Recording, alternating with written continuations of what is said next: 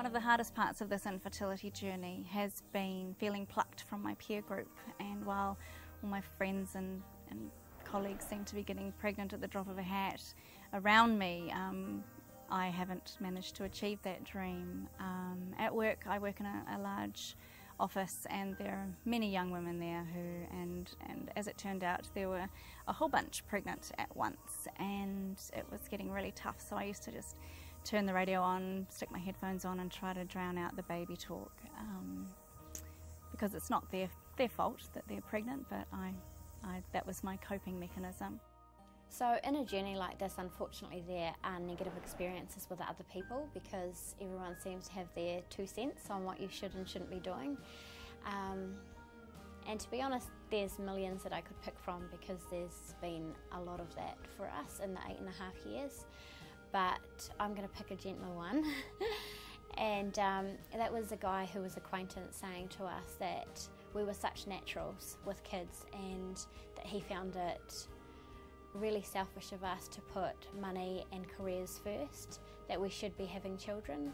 Little did he know the reality that we'd actually been on the journey for 5 years, and we were giving it everything we had, and yeah, it was just out of our control.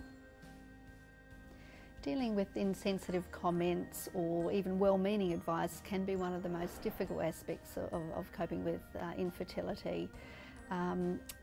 You don't need to, as a family member or friend or even colleague, you don't need to hide information or news such as pregnancy announcements from somebody you know is experiencing infertility, but just be mindful of how they might be feeling, and I guess think about your words before you actually say them, and try and imagine how it might be for the other person. Put yourself in their shoes for a moment. I was in the staff tea room when one of my pregnant colleagues came in complaining about her pregnancy, and I was the only one in the room, and it really hurt that she would complain to me, seeing as she knew my situation and how hard I had been trying for a pregnancy. So I actually said to her, look, I don't want to hear that.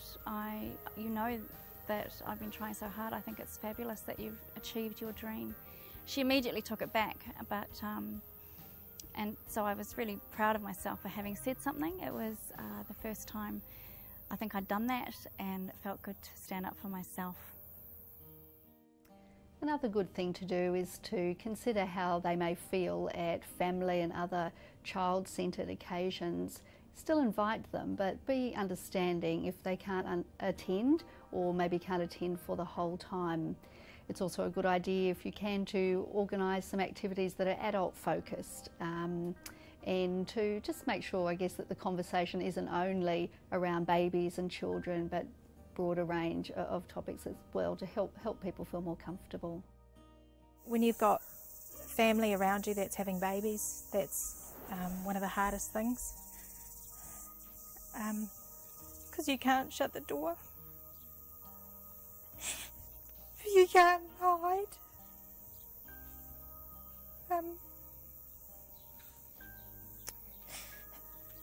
And unfortunately, even though they understand what you're going through,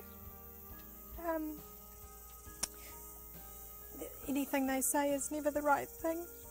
Let the person know that you're available for them, ask them what they need. You don't need to give advice or be the expert, just be there for them. So for me in 2011 was when I was on metformin, and I was just incredibly ill. I wasn't myself at all, and I felt really defeated and broken by it.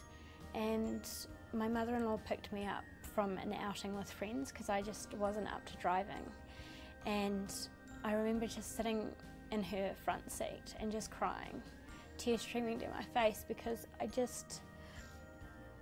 felt so broken and like such a loser. And it's just such a simple thing, but she put her hand on my knee and just told me how much she loved me. And that just meant the absolute world to have that support. And just the fact that she would phone or text to say, you know, how's the embryo going today, or have you heard from the clinic, or how are you feeling? You know, she just really cared and was really there for us, which meant the world. Show you care. Sometimes your friend or colleague or family member may not want to talk, and other times they may want to.